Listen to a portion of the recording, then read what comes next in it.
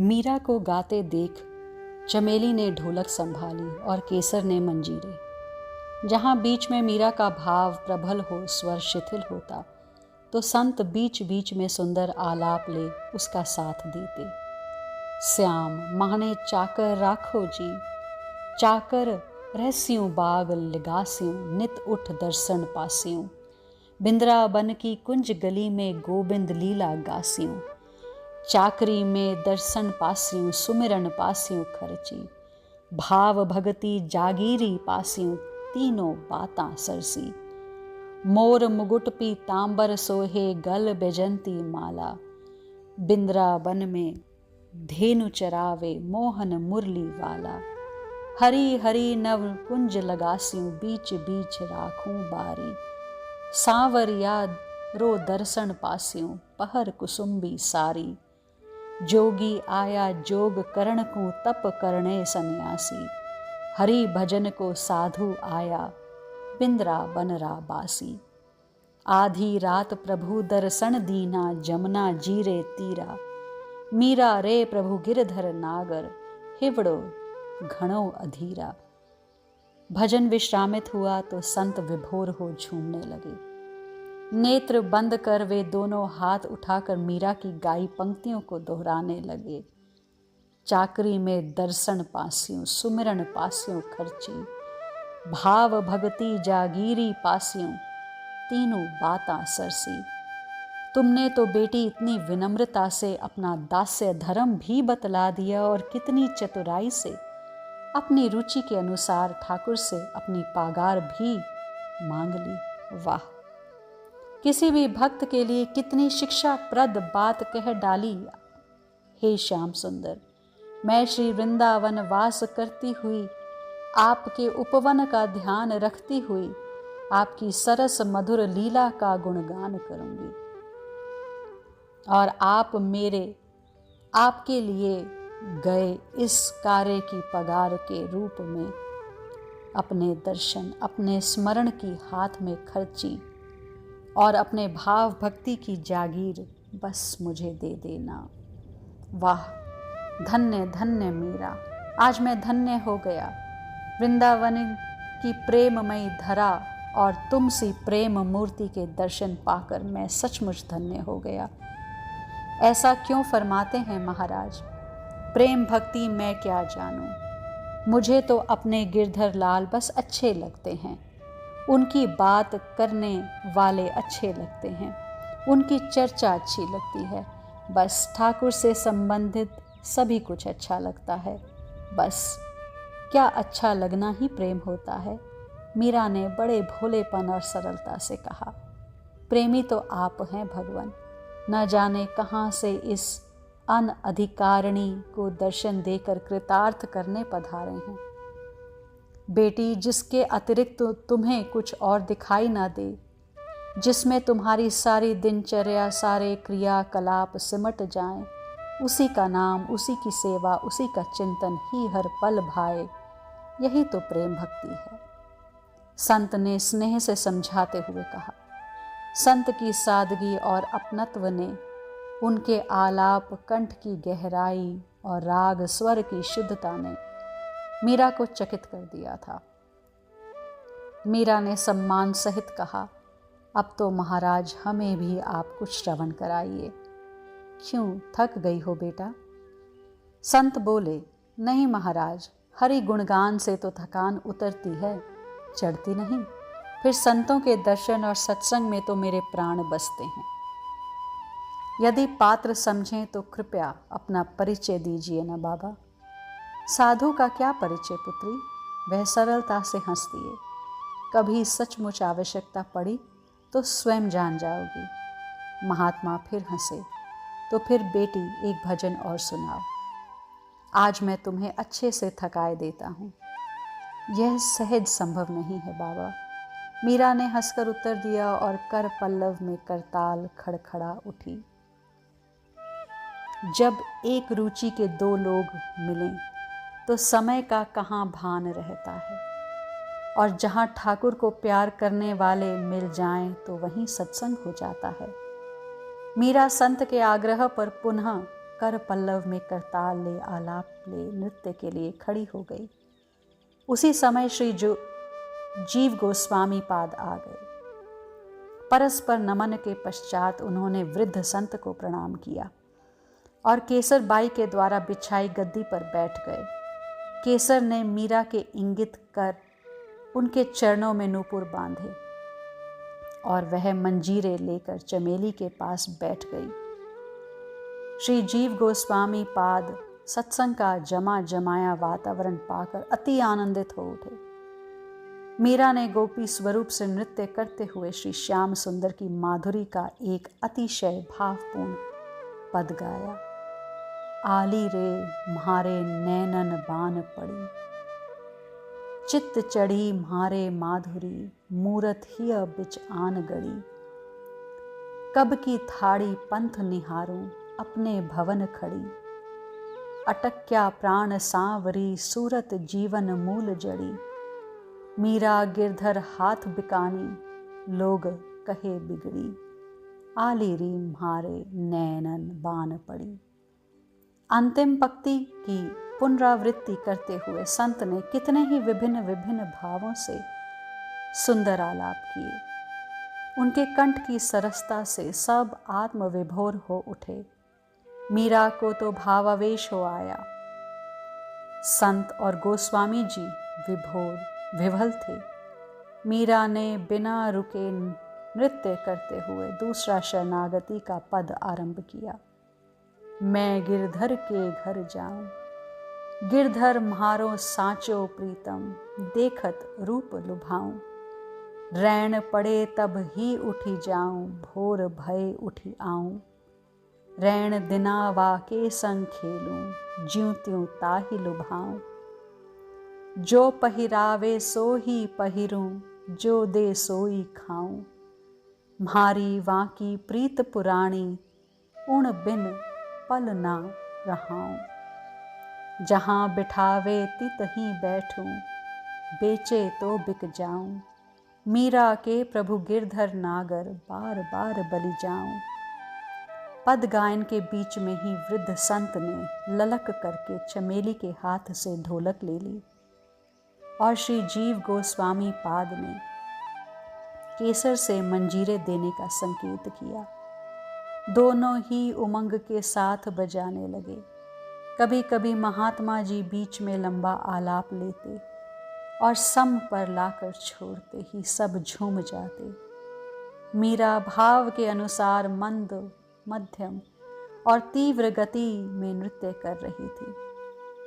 उसकी कनक वल्लरी सी कोमल देह और मृदुल मृणाल सी बाहु युगल सुंदर भाव अभिव्यक्ति की सार्थकता दर्शा रही थी।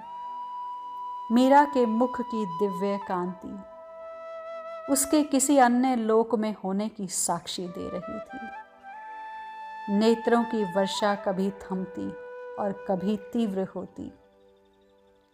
कभी मीरा के सुंदर नयन समर्पण के भाव अधिक्य में मुंद जाते और कभी दर्शन के आह्लाद में विस्फुरित हो पलकों को झपकाना भूल जाते।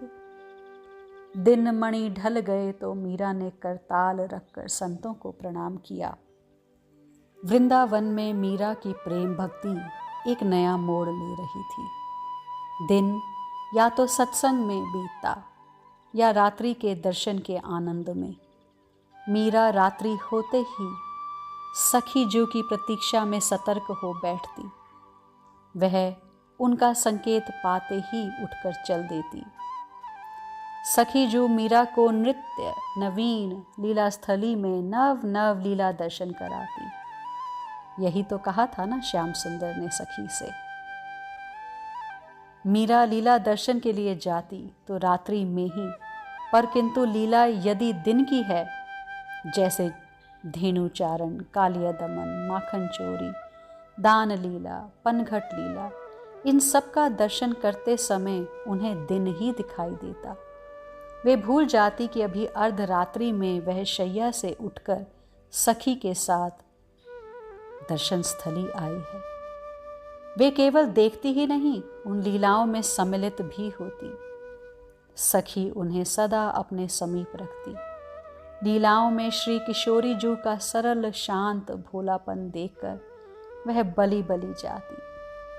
श्याम सुंदर की बात बात में चतुराई, उनका अपनत्व, ठिठोली और उनका प्रेम मीरा के रग रग में बस गया।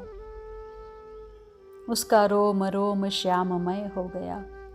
सबसे अंत में देखा मीरा ने अपना माधवी रूप। ब्रज के ही एक छोटे से गांव में माधवी रहती है।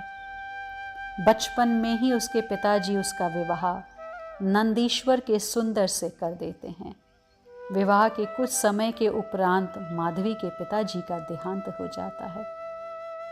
माधवी माँ के संरक्षण में, उसकी रोक टोक में ही बड़ी होती है। माधवी बड़ी हो रही है तो बहुत सुंदर दिखने लगी है। उसकी सुंदरता की उपमा गांव वाले लक्ष्मी और गौरी माँ से देते। नंदगांव से माधवी के ससुराल से गौना करवाने का समाचार आया। इधर माधवी की माँ ने सुना कि नंद राय जी के पुत्र श्री कृष्ण की ऐसी मोहिनी है कि जो एक बार देख लेता है वह बौरा ही हो जाता है। स्त्रियां अग जग कहीं की नहीं रह जाती। केवल उसके दर्शन से ही लोग पागल नहीं होते, जो कदाचित उसकी वाणी अथवा वंशी का स्वर भी कान में पड़ जाए तब भी तन मन का विघटन हो जाता है। डर कर मैया बेटी माधवी को शिक्षा देने लगी कि भूल कर भी वह कभी नंदराय जी के उस सलोने सुत को ना स्वयं देखे, ना अपना मुख उसे दिखाए, अन्यथा उसके पातिव्रत्य की मर्यादा भंग हो जाएगी। माँ उसे पातिव्रत धर्म की महिमा एवं मर्यादा सुनाती और उसके भंग होने की हानि भी समझाती। भोली भाली माधवी ने मैया की एक एक बात, एक एक शिक्षा गांठ बांध ली। उसने मन ही मन प्रतिज्ञा की कि किसी प्रकार भी वह ब्रज के युवराज को देखेगी नहीं और ना ही स्वयं को देखने देगी। सखी के संग मीरा अपना माधवी का स्वरूप दर्शन कर रही है। उसका विवाह बचपन में ही नंदगांव के सुंदर से हो गया था। गौने के समय माँ ने पतिव्रत धर्म समझाते हुए माधवी को ब्रज राज किशोर की मोहिनी से दूर रहने को कहा। अंत में वह दिन भी उदित हुआ जबकि रथ लेकर उसका पति सुंदर उसे लिवाने आया। जैसा नाम था वैसा ही सुंदर था सुंदर। समय पर माँ ने एक बार और अपनी शिक्षा की याद दिलाई। सबने आंखों में आंसू भरकर उसे विदा किया। रास्ते में पति ने एकाध बार अपने सखा कन्हैया की चर्चा भी की, पर माधवी ने कोई उत्साह नहीं दिखाया तो वह चुप हो गया। सुंदर रथ हाँक रहा था और वह रथ में बैठी थी। अगर कोई गांव पथ में पड़ता तो रथ के पर्दे गिरा दिए जाते। सुंदर बीच बीच में अपनी मैया की, अपने गांव की, वह घर की बातें करता जाता और वह चुपचाप बैठी सुनती रहती। एकाएक सुंदर ने कहा, देखो ये हमारी ब्रज की गायें चर रही हैं। कन्हैया यहीं कहीं होगा, देखेगा तो अभी दौड़ा चला आएगा। सुनकर माधवी ने मुख में ही दोहरा डाली माँ की सारी बातें। अपना मुख भी, हाथ पैर भी अच्छे से ढक लिए और तभी कोई पुकार उठा, सुंदर बहू ले आया क्या? हाँ भैया। भैया मोकू भाभी को मोहड़ो तो दिखाई दे। अरे भैया पहले मोह तो तू मिल के हिया को ताप बुझाए दे। सुंदर रथ से कूद पड़ा और दूसरे ही क्षण किसी से आलिंगनबद्ध हो उठा। भैया कन्नू रे, ऐसो लगे जुगन बाद मिलियो तो सो। तेरी चर्चा हूँ जहाँ ना होए वहाँ विधाता कभों वास ना दे। अब दिखाए दे मोकू बहू को मोहड़ो। कन्नू रे, मैं कहाँ दिखाऊं भैया, तू देख ले तो सो कहाँ पर्दा है। माधवी को लगा कि एक बालक रथ पर चढ़ गया। ए भाभी अपना मोहड़ो तो दिखाई दे, कहते हुए उसने घूंघट उठाना चाहा, लेकिन माधवी ने कसकर अपना घूंघट पकड़े रखा। मुख तो दूर रहा, अपनी उंगली का पोर भी नहीं देखने दिया। मैं कहाँ देखूं? अब तो तू ही मेरो मुख देखी बे को तरसेगी, कहते हुए नंद सुवन रथ से उतर गया। वह स्वर सुनकर माधवी थोड़ी चौंकी, क्योंकि वह स्वर न उसके पति का था और न ही उस बालक का। वह गंभीर स्वर मानो सत्यता की साक्षी देता सा। अपनी जीत पर माधवी प्रसन्न थी। 2-3 दिन बाद उसकी सास उसे नंदरानी के यहाँ प्रणाम कराने के लिए ले गई। नई बहू का मुख देख नंदरानी बड़ी प्रसन्न हुई और अति चाव से भूषण बसन देकर उसका मुख मीठा कराया। अनेक प्रकार के दुलार करते देख उसकी सास ने कहा, अब तो हमारे कन्हैया को विवाह कर ही दो रानी जू। जब भी उसके किसी सखा का विवाह होता है तो उसका भी विवाह का चाव बढ़ जाया है। क्या कहूँ बहन मेरी। तभी कन्हैया ने आकर कहा, मैया ओ मैया, बड़ी जोर की भूख लगी है, कछु खाएबे को दे। फिर अकस्मात नई बहू को देखकर वह पूछ बैठा, यह कौन की बहू है मैया?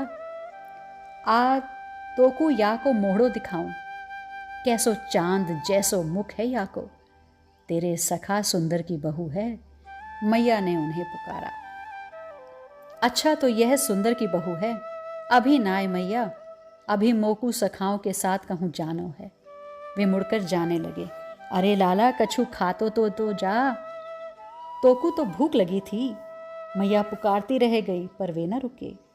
न जाने या को कहाँ शर्म लगी। नई दुल्हन को मुख देखने को तो यह सदा आतुर रहता है। आज कान्हा को जी अच्छा नहीं है शायद। माँ ने अनमनी होकर कहा।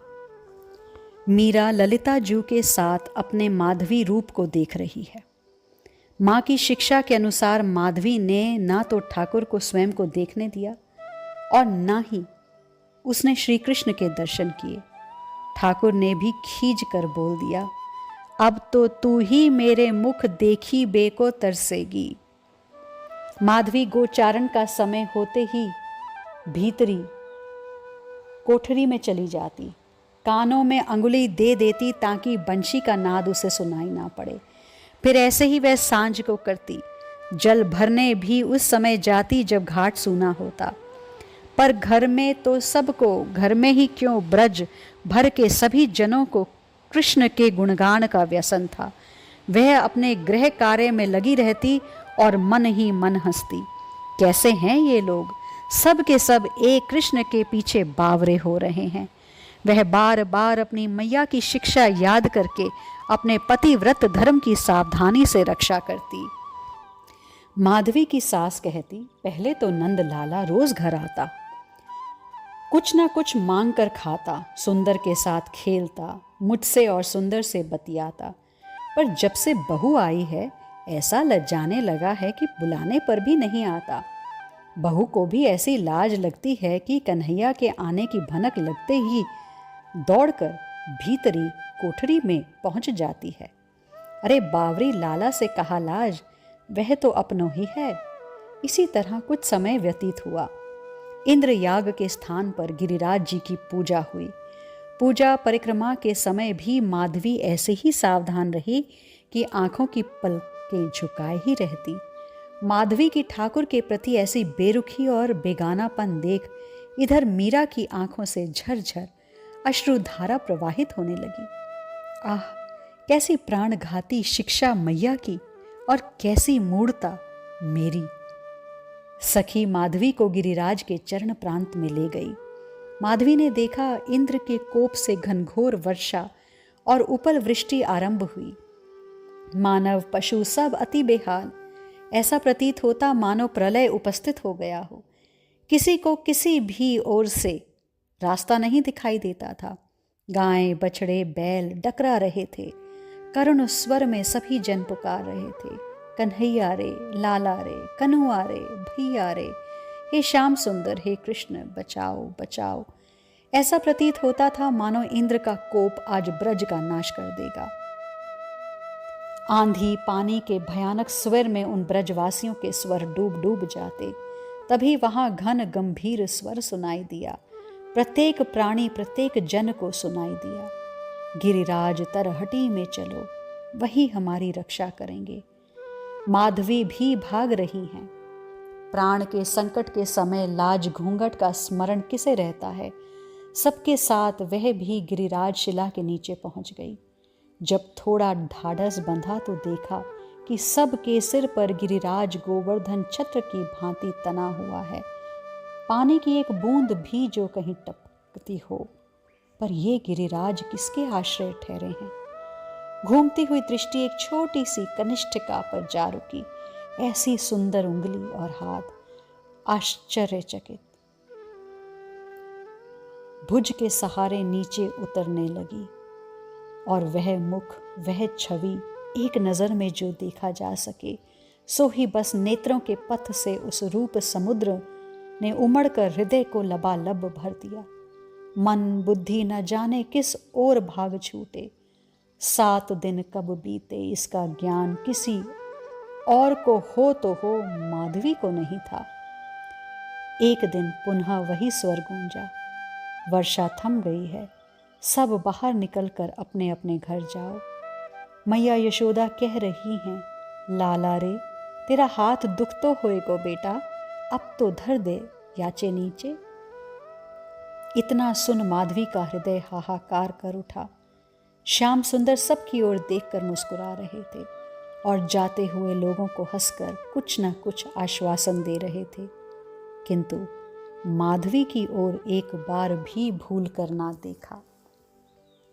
आज तक माधवी नैन चुरा रही थी, आज तक माधवी देख ना रही थी, तो भक्त की इच्छा का भगवान कैसे आदर ना करते। जब तक भक्त ना चाहे भगवान नहीं देखते। आज माधवी भर भर कर आंखें देख रही है कृष्ण को, पर कृष्ण ने माधवी की इच्छा का आदर रखा कि तू नहीं देखना चाहती तो मैं नहीं देखूंगा तेरी ओर। आज के लिए इतना ही, शेष आगे।